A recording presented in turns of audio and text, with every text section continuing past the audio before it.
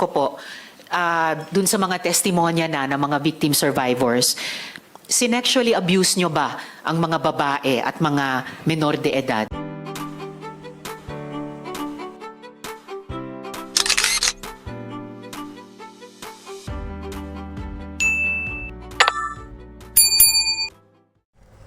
Welcome back sa aking YouTube channel. Para sa mga first time mo ako manood, please click mo na yung Jeremy's TV Manila. Anyway guys, wala nang pambayad to, libre lang. Tulong mo na lang din sa kapwa mo. Alright? Thank you very much po. Sa topic natin ngayon po today's video, sa wakas guys, Pastor Kibuloy hinarap na itong si Risa Ontiveros.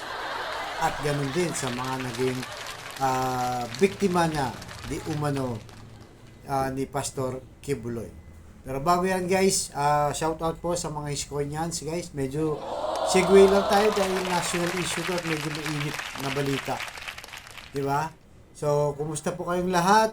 Mga Iskonian na taga Maynila at sa labas ng Maynila, ang dalangin ko ay nasa mabuti po kayong kalagayan. So, mabuhay po lahat ng mga Iskonians. So, yun na nga guys, kanina lang, kahit bumabagyo, hindi nagpatigil itong si Senador Risa Ontiveros na kung saan, di ba, ay talagang humarap na itong controversial na si Pastor Kibuloy. So kung maalala nyo guys, maraming Senate hearing, maraming Congress hearing na hindi sumipot itong si Pastor Kibuloy na patuloy ang pag-iwas niya para hindi siya makadulog yan. Dahil para sa kanya, publicity lang daw to. Kaya ayaw niyang humarap. Pero siyempre, dahil na-arresto na siya sa ibang kaso naman, wala na siyang choice. Kundi harapin. Lalo na yung mga naging di umano yung mga biktima niya. So dito guys, talaga maraming na-reveal. Bagamat alam na natin na mga kinasasangkutan niya. Pero dito, yung mga mismong na biktima di umano niya ay humarap na.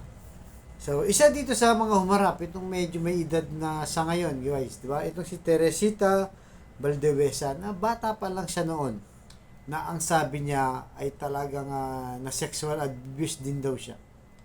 Kaya tumiwalag siya, mga 1993 daw, dahil nakita niya na parang hindi na tama ang kanyang pinasukang KOJC, di ba? Na kung na ang founder ito nga si Pastor Apollo Kibuloy. At meron pa dyan guys, ang nagsabi dun sa mga testigo na yung kanilang yung kanilang tinatawag na dry fasting. Ito yung malupit guys, ito yung malupit. Imagine mo, 10 araw daw, hindi sila pinapakain, bawal din uminom. As in wala, di ba? Kung titignan mo, para sa torture guys. Imagine mo, walang kain, walang inom, 10 araw, tatagal ka ba din? Di ba? Ang sisti pa dito, pagkatapos ng 10 days, ang ipapakain lang sa iyo ay yung am. Alam niyo yung am, guys, pagka nagsaing ka, di ba may tubig yon? Yun ang pinapainom sa bata, lalo na mga po sa probinsya, guys, na nakakain din tayo dyan, guys. Yung bata pa tayo dahil wala pambili ng gatas, mabulang natin. Di ba? Yun ang pinapakain sa kanila. Tapos, after 39 days daw, doon pala sila kakain ng full meal o kumpletong pagkain na. Kaya nga ang tinatawag nila dyan ay formal sacrifice. Pero na-realize daw nila na hindi pala yung formal sacrifice, kundi torture.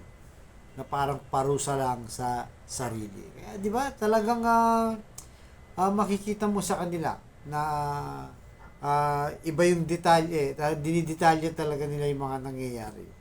At yung isa pa, yung taga-Canada na tatay guys, ito naman taga-Canada, may mga anak, di ko alam kung dalawa yun o ano.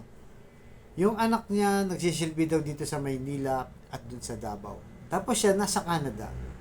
Ang pinagawa sa kanya, ang naging role niya guys, dahil taga doon siya, doon sa citizen, meron sa pinapakasalan doon na na-expire na yung visa para magtagal yung kanilang kamiyembro.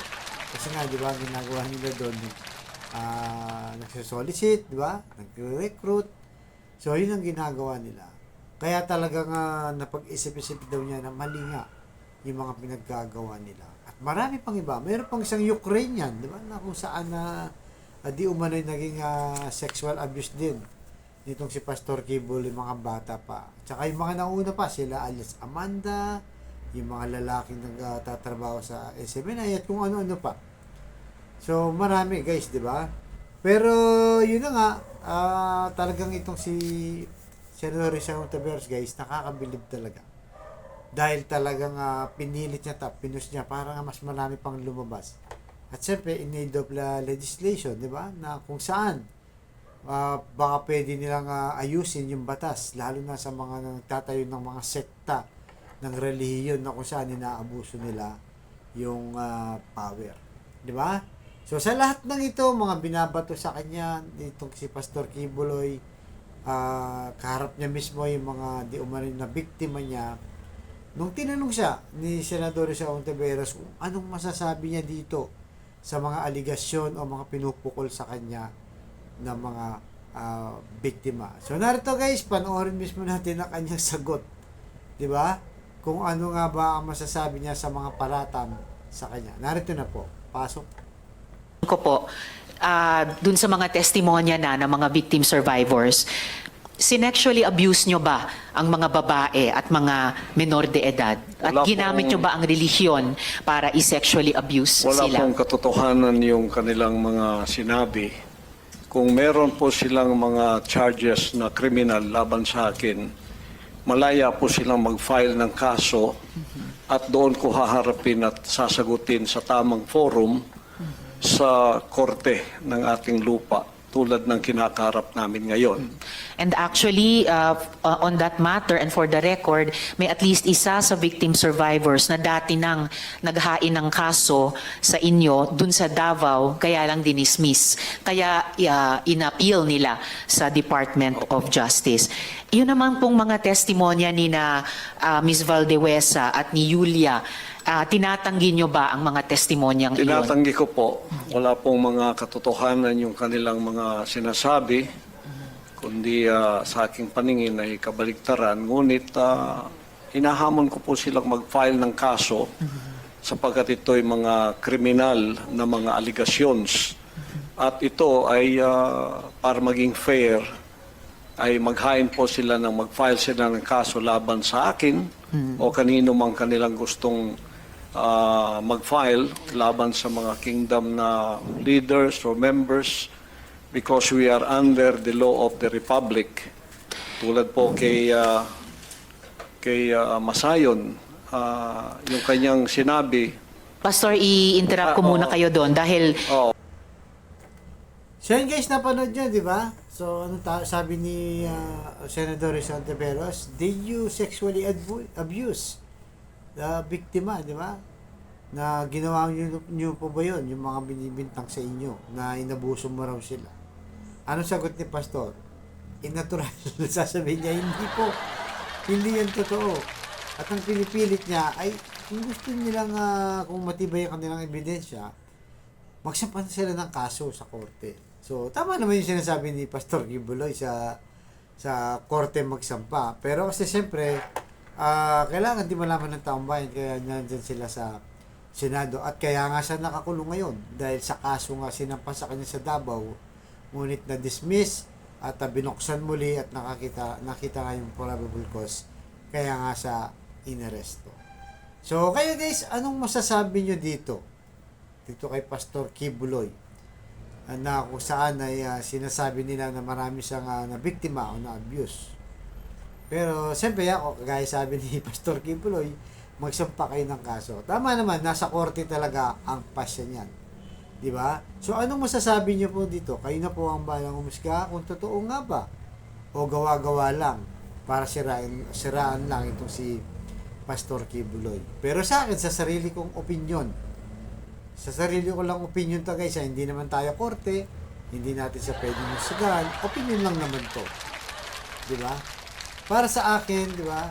Parang napakahirap namang mag-imbento, di ba? O manira ng isang tao. Kung iba-ibang klase ng tao ang iyong sabihin nating binayaran para siraan si Pastor Kibuloy. Meron pa taga-Ukraine, di ba? Meron pa mga Pilipinong taga-Canada. Parang napakahirap ata mag-imbento, di ba? kung talagang sisiraan mo lang si Pastor Kibuloy at magkukwento ka ng very detailed o talagang nasa detalye. Diba? Kasi pag kinross exam yan, lalo na sa korte, magkakabulbul yan, sasablay at sasablay yan. Pero kung talagang totoo, sinasabi nila, mula noon na lahat ng mga nasabi nga di umani biktima niya, tingin natin guys, tatayo naman yan sa korte. Kaya tama nga si Pastor Kibuloy at tama rin naman ang ginagawa ni Senator Rizal Tiveros na para baguhin yung batas na kung sakaling merong mga magtatayo ng religion, di ba? Bagong sekta ng simbahan na minsan, di ba? Ginagamit ang pangalan ng Panginoong Yesus, di ba? Para lang mag-abuso o kung ano. Hindi natin sinasabi lahat, guys, ha. Yung mga gumagawa lang nito ang tinutukoy natin na kagaya niyan, merong akusasyon na kailangan niyang linisin ang kanyang pangalan at patunayan niya na mali ang kanilang binta. Di ba? So, kasi national interest yan guys. Siyempre, para makita rin natin kung baka may inaabuso din sa mga kamag-anak natin o sa mga paligid natin. Alright? So, basta tayo, hintayin natin yung korte. Yun ang opinion natin na mahirap mag-imbento, magbayad ng taon para magsisiraan lang.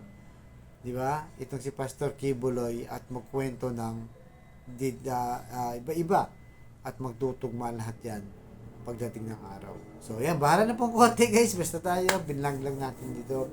Kaya tuloy-tuloy lang po tayo. At mag-ingat po kayo. Lalo na sa mga score niya. Tuloy-tuloy po tayo. Alright? So, hanggang dito lang po. Abangan niyo susunod kong vlog. Manila, God first.